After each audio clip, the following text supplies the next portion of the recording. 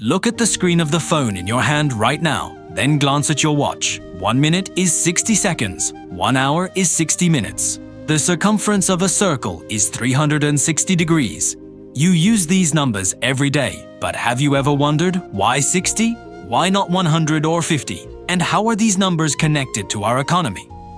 I can hear you wondering about the answers to these questions. Well, you're in the right place.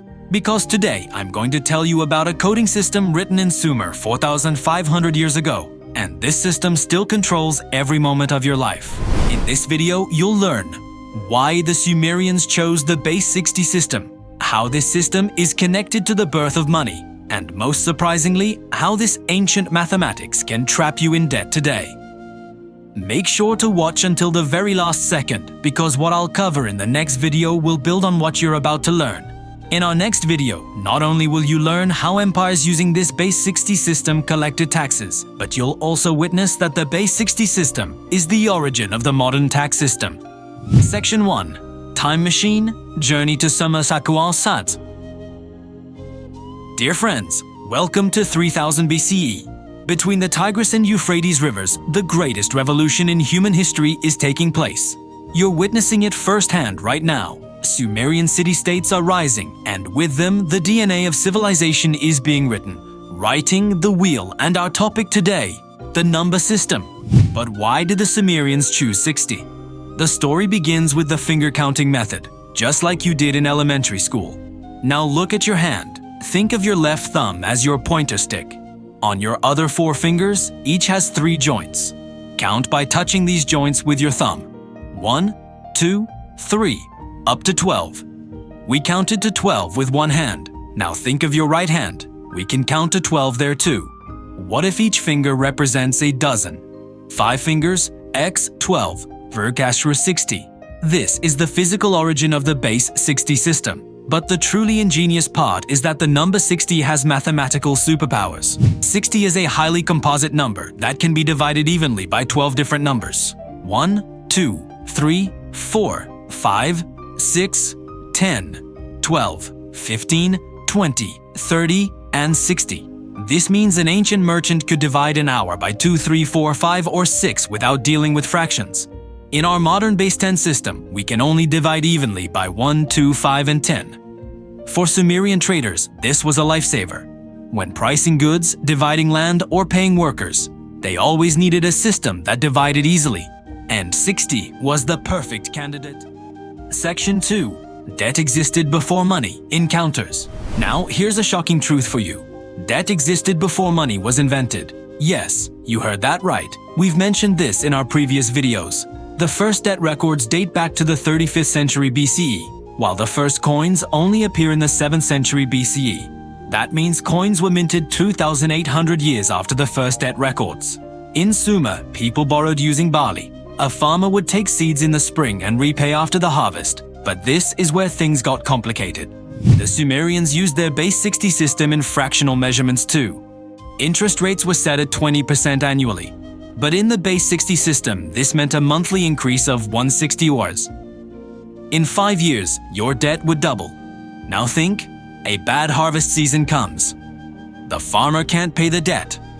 What happens? He loses his field. He loses his animals.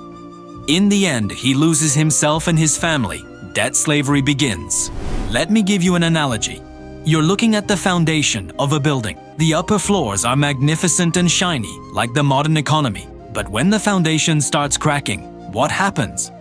The whole building shakes. That's exactly what happened in Sumer. The debt burden became so heavy that the foundations of society began to crack. By 2400 BCE, the situation in the city-state of Lagash had spiraled out of control. The king's predecessors had seized the temple's lands and started collecting exorbitant taxes from the people. If a man divorced, there was a tax. If a perfumer prepared oil, there was a tax. Even if someone died, more than half of the deceased's inheritance went to the palace. As historian Samuel Kramer said, in 2400 BCE, debtors and tax evaders were rotting in prisons alongside common criminals. Section 3. Historical event. But now things get interesting. History presents us with an unexpected hero. In 2400 BCE, a man named Urukagina ascends to the throne of Lagash, and he does something that will make him remembered as the first known social reformer in history. He declares a margi, literally meaning return to mother, a debt amnesty. He empties the prisons, sends debt slaves back to their families. This debt amnesty is called a margi for exactly that reason. He even pardons murderers and thieves. On one hand, this is the first written use of the word freedom in history. As you know, a word can have multiple meanings. Urukagina's reforms went very far. He dismissed the tax collectors. He banned the bribes taken by temple administrators. He issued a decree. Widows and orphans will no longer be left to the mercy of the powerful. These words inscribed on clay tablets were humanity's first human rights declaration. But beautiful stories don't always continue in the same beauty, so this story has a tragic end too. Urukagina's reforms angered the nobles and the wealthy class. His army weakened. The king of the neighboring city, Lugalzagesi, saw the opportunity and attacked. In 2368 BCE, Lagash was plundered. Temples were burned. Urukagina's fight for justice ended in a bloody conclusion after an 8-year war. But here's the interesting part. Lugalzagesi was soon defeated by the Akkadian king Sargon and led to the Enlil temple with a neck collar. This event was like the embodiment of Urukagina's curse. History was trying to prove the cyclical dance of justice and exploitation. Section 4. The impact of the base 60 system on modern life. Now let's get to our main topic. Every second, every minute, every hour bears the stamp of the base 60 system. GPS coordinates, base 60 system, angle measurements, base 60 system, astronomy calculations, base 60 system. So why are we still using the base 60 system 4,500 years later? Why haven't we changed it? Let me explain. First reason, international standard. The whole world uses the same time system because it was decided that way at the International Meridian Conference in Washington in 1884. If the US used a base 100 system while Germany used base 60, there would be chaos in flight schedules, GPS navigation, and stock markets. So the base 60 system is the cornerstone of global communication. The second reason is more interesting. They actually tried to change it once. After the French Revolution in 1793, the revolutionaries tried to introduce a decimal time system. They divided the day into 10 hours, each hour into 100 minutes. They even produced special clocks. The result? A complete fiasco. They abandoned the system 2 years later. Why? Because people had been accustomed to the 24-hour day for centuries. Our biological clock, the day-night cycle, all historical data. Everything was compatible with the base 60 system. Now let's look at where the base 60 system appears in your daily life. Every morning you look at the clock, 60 minutes. Your GPS navigation shows you 41.02 degree N, 28.9784 degree C coordinates. This is based on the base 60 system. Degrees, minutes, seconds. Pilots use it when calculating flight routes, ships when navigating oceans, astronauts when launching space shuttles. All use the base 60 system. But perhaps the most surprising area of use, computers and the digital world. In the Unix time system, every second is counted from January 4th, 1970. When your computer saves a file, sends an email, or signs digitally, it always timestamps with the base 60 system. The internet itself depends on the base 60 system. Now let's return to the math. What's the advantage of the base 60 system? Remember, 60 divides evenly into 12 different numbers.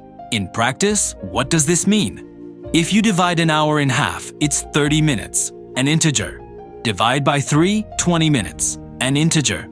Divide by 4, 15 minutes, again an integer. But in a base 100 system, if you divide an hour by 3, 33.333 minutes? Fractional, complicated, and far from practical. The same beauty exists in angle measurements. A circle is 360 degrees. That's 6 times 60. Why? Because 360 can be divided even more by 2, 3, 4, 5, 6, 8, 9, 10, 12, 15, 18, 20. For engineers, architects, designers, this is worth its weight in gold. Want to divide a pizza into 8 slices? 3 were 68-45 degrees. 12 slices, 360-1230 degrees. All integers. But here's the critical point, and listen to this very carefully. This mathematics has infiltrated the financial world and is being used to deceive you. Banks and financial institutions still use a 360-day year, called the banker's year. A normal year is 365 days, but in interest calculations, they use 360 days. Why? Because 360 is a multiple of 60 and easy to calculate. But what does this mean for you? It means you're paying a hidden extra interest. Let me explain with a concrete example. Suppose you have $10,000 in credit card debt. Annual interest is 24%. Doesn't sound too bad, right? But banks create a psychological illusion by showing it to you as only 2% monthly. Here's where the psychological game of the base 60 system comes in. 2% looks small, doesn't it? Now let's do the math. $10,000 debt, 2% monthly interest. You make only the minimum payment each month, say $200. First month, $10,000 x 2%, sure $200 interest. So with your $200 payment, you're just covering the interest. You haven't touched the principal. Second month, same thing. Third month, same. At the end of a year, 12 months, x $200. Riders are $2,400 paid, but your debt is still $10,000. So how long does it take to pay off this debt? If you continue paying only $200 a month, you'll never finish.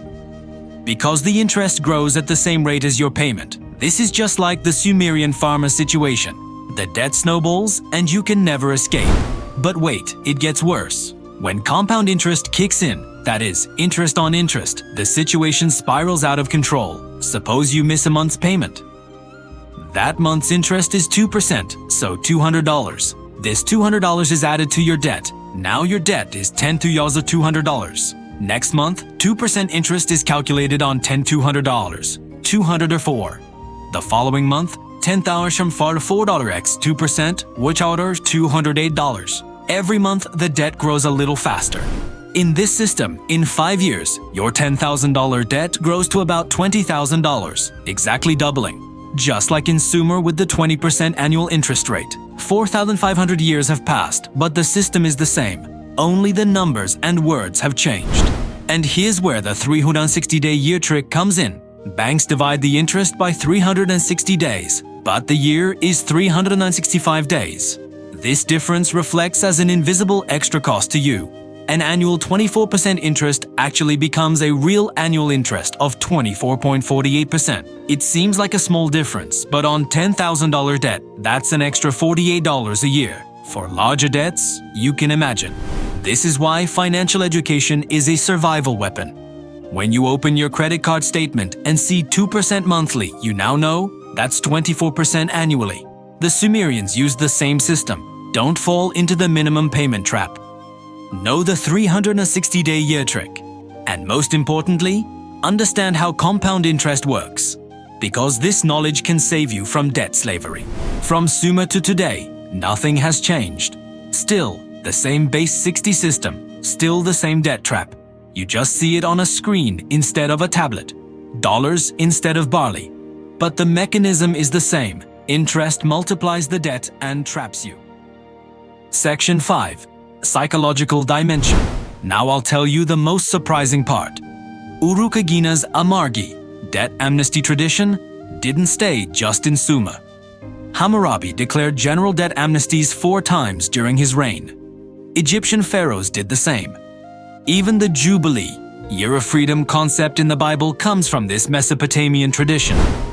Why? Because ancient rulers realized something. Debt burden destroys society. If people lose their fields, there will be no soldiers to join the army. If the economy collapses, tax revenue ends. Therefore, periodically pressing the reset button was necessary for the system's sustainability. But here's the real question. Why have modern economies forgotten this lesson? Today, debt amnesty has almost become a bad word.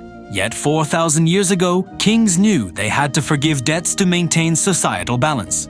Maybe ancient Sumer was smarter than modern economists? And here's where human psychology and the moral dimension come in. Debt isn't just a number, It's a force that affects people's freedom, dignity, and futures.